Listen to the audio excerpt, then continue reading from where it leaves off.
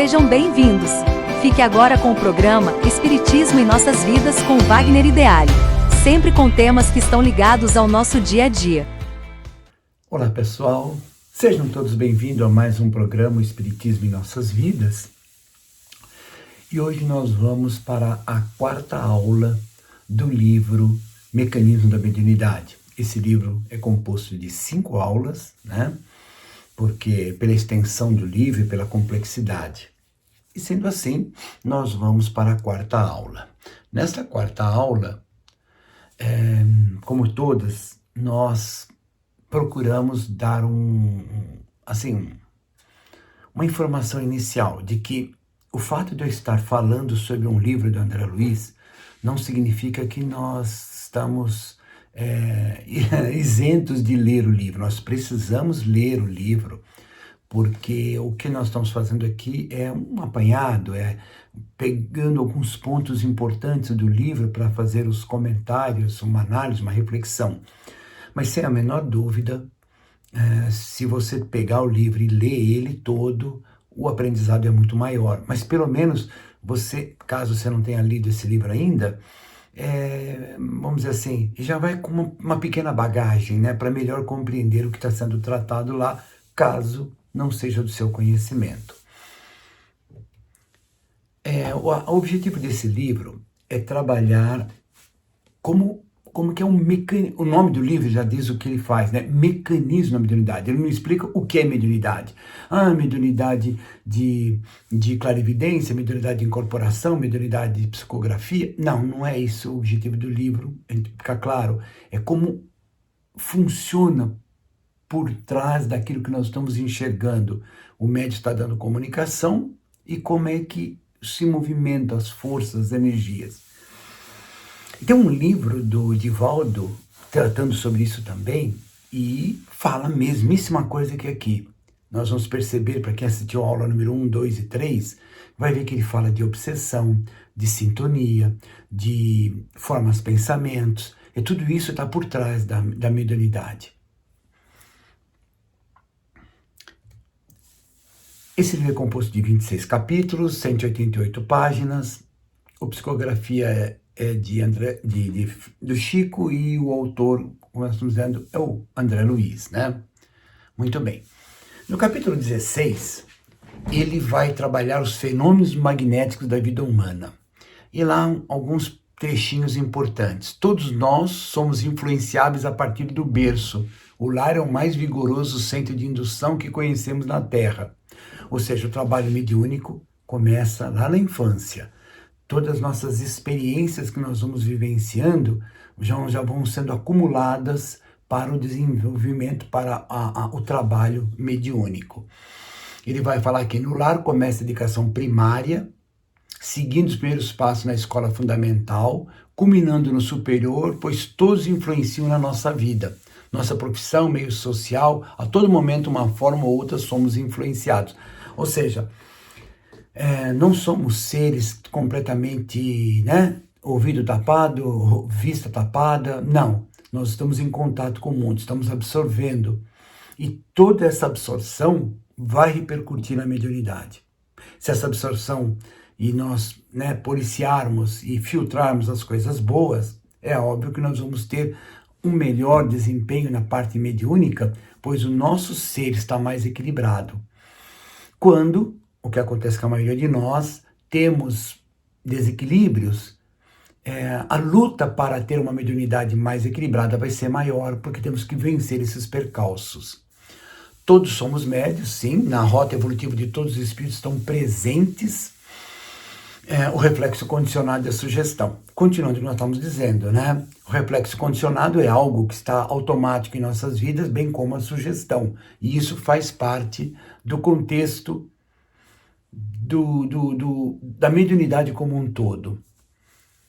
Conscientes e inconscientes, às vezes, permitimos que a nossa aura seja envolvida e trespassada por convulsões mentais que resultem em ações violentas. Isso acontece bastante também, né? Seria maravilhoso que eu conseguisse manter 24 horas por dia o meu pensamento elevado, os meus comportamentos elevados, a minha fala, ou seja, pensamento, fala e ação, os três em patamares elevados, sem dúvida nenhuma, em pouquíssimo tempo estaríamos com um padrão elevadíssimo de satisfação interior.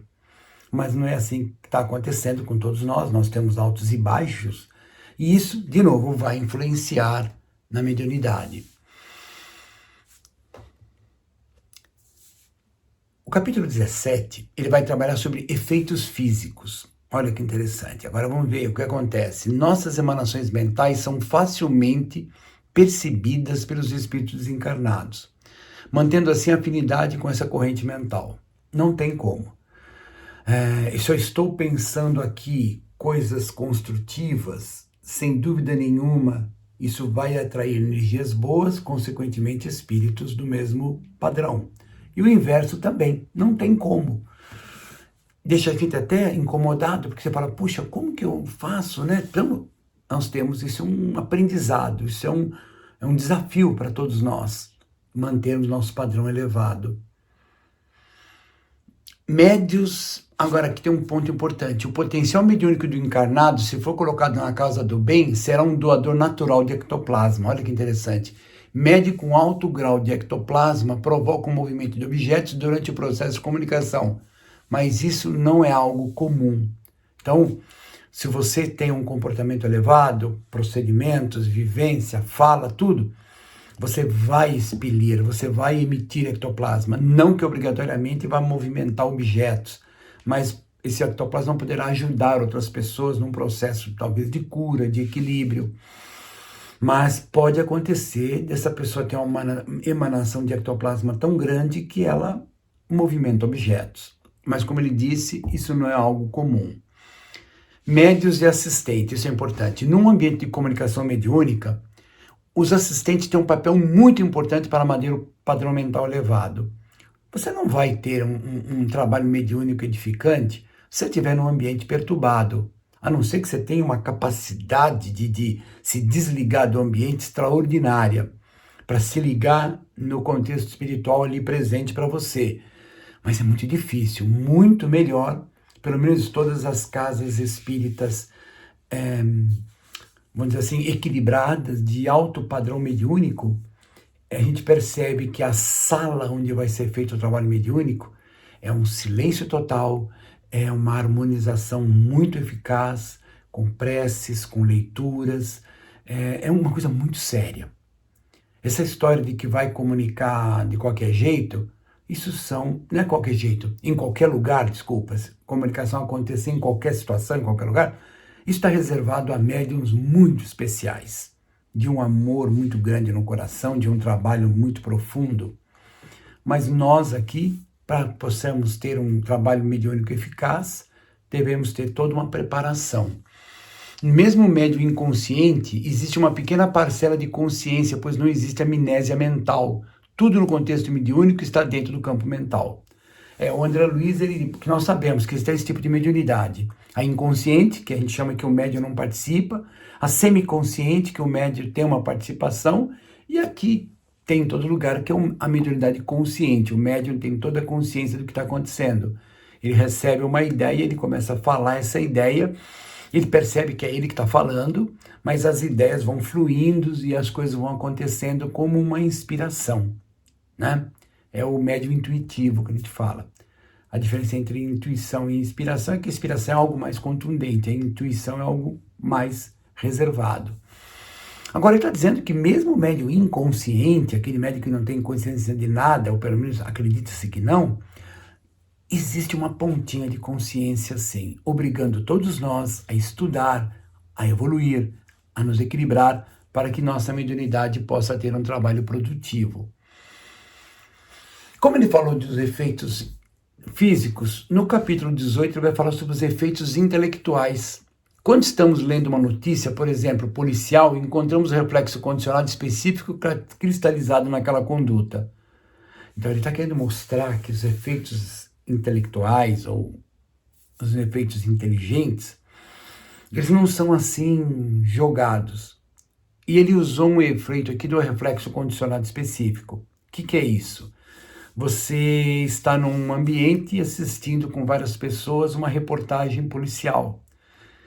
Uma pessoa se manifestando mentalmente ou verbalmente alguma coisa negativa perante aquela reportagem, as pessoas em volta vão se influenciar também. Ah, mas eu não me influencio. Ótimo. Mas é difícil, as pessoas acabam tecendo comentários, pensando de forma errada. Errada quer dizer, de uma forma negativa, né?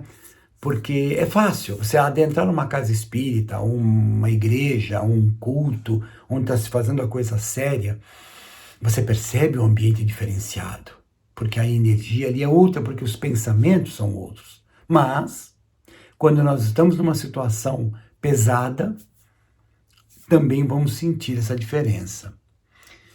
Aí ele vai falar uma coisa de mediunidade disciplinada, muito interessante. Quando o médium se dispõe a estar dentro do equilíbrio e o trabalho no bem, sintonizando os espíritos superiores através da prece, o médium vai construir uma mediunidade muito eficaz. Duvidará no princípio da sua autenticidade, julgando que o pensamento é dele, mas com a ajuda da prece, com os seus estudos, com a sua concentração, ele vai se libertar e perceber que recebe sim ajuda do alto. Porque nas escolas de médiuns, a primeira pergunta que as pessoas fazem é: sou eu ou é o espírito que está comunicando? Eu sempre digo, bem-vindo ao clube, né? Porque é muito difícil. Com o tempo que a gente vai perceber clarividência e clareaudiência. Peraí. Tem a mediunidade de efeitos físicos, que ela utiliza o ectoplasma para as coisas acontecerem. Nós temos as mediunidades inteligentes, que é aquela em que o médium participa daquilo que vai acontecer. E a clarividência, a clareaudiência, ou audiência e evidência, é uma particularidade, é uma outra mediunidade de captação. Então ele vai dizer assim, a persistência no estudo, assiduidade e pontualidade nas obrigações junto ao grupo espiritual vai desenvolver no médium as potencialidades necessárias. Lembrando sempre que a conjunção de ondas mentais está sempre presente no exercício mediúnico. Não tem como. As possibilidades visuais e auditivas do médium a se exprimirem por raios mentais são captados diretamente na sua forma integral, mas rareando nos primeiros recursos ultrassensoriais, que será exteriorizado segundo a graduação do seu canto íntimo. Resumindo, quanto mais eu me aperfeiçoo, quanto mais eu estou equilibrado, quanto mais eu estou modificando o meu interior, mais eu estou expandindo a minha estrutura perispiritual, eu estou criando condições de sintonia com os espíritos à minha volta. Aí ele vai para uma outra parte que está ligado a isso que nós acabamos de falar, que é a ideoplastia. Ideoplastia é a materialização dos pensamentos. Encarnados e desencarnados podem integralizá-la. Reuniões destinadas a fenômenos físicos, se ocorrer manifestação indevida, via regra, é desencadeado no médium afastamento mental, interrompendo o processo. Por isso que se você for convidado para participar de um trabalho de efeitos físicos, já vou avisando. Se você chegar lá com um pensamento de curiosidade, de ansiedade, eles não vão permitir que você entre. Vai ter alguém que vai perceber isso mentalmente e vai dizer, olha, o senhor não pode participar. Por quê? Porque o senhor vai quebrar o ambiente. Ah, porque isso aí deve ser... como é que fala? Ilusionismo, né? Não, não é. Sim, pode existir lugares que estão afim, sei lá, de angariar fama, dinheiro, alguma coisa do gênero, e vai ser uma coisa falsa, vai ser algo bem montado. Mas vamos partir do princípio que nós estamos indo a uma casa séria, a um centro espírita onde as pessoas estão trabalhando de forma séria, e lá existem médios de efeitos físicos. Perfeito. E você recebe a oportunidade, existem algumas coisas, você tem que chegar lá com um certo perfil de comportamento anterior, 1, 2 semanas se preparar, para que aconteça, porque senão vai existir esse afastamento mental. Com o objetivo de proteger o médium, os espíritos trabalhadores procuram realizar atividades espirituais de proteção ao médium. O médium de efeitos físicos, ele vai ser muito bem protegido, porque isso não é uma brincadeira, isso não é um circo, é um trabalho mediúnico profundo. O médium que está emitindo ectoplasma para isso acontecer, ele precisa ser muito bem protegido. É bastante sério esse processo, tá? Então, se você for, tenha um equilíbrio, vá lá com o intuito de aprender, de entender, e você vai participar e é gratificante. Não é filminho de Hollywood com fantasminha voando, essas coisas, tá? É muito, muito, muito, muito bonito, muito interessante, e o aprendizado é grande. Mediunidade e responsabilidade. Você vê que uma coisa vai se conectando à outra. Reuniões dedicadas ao trabalho com ectoplasma não pode se transformar em reunião de especulação e curiosidade, pois vai atrapalhar totalmente os resultados. Acabei de falar. Foi muito usada a ideoplastia em trabalhos de magia dito negra para prejudicar e, claro, era assessorada por espíritos perversos. Então, da mesma forma que você pode usar o avião para o transporte de pessoas, você pode usar o avião numa guerra. Você pode usar a pólvora para a construção de algo bom, que você tem que quebrar lá um morro, alguma coisa. Você pode usar também para destruir pessoas. E a mesma coisa vai acontecer com a ideoplastia. Eu posso usar a ideoplastia para coisas ruins, para coisas más. Aí isso fica no livre-arbítrio de cada um, né? No capítulo número 20, que finaliza esse nosso encontro da quarta aula, vai falar sobre a psicometria.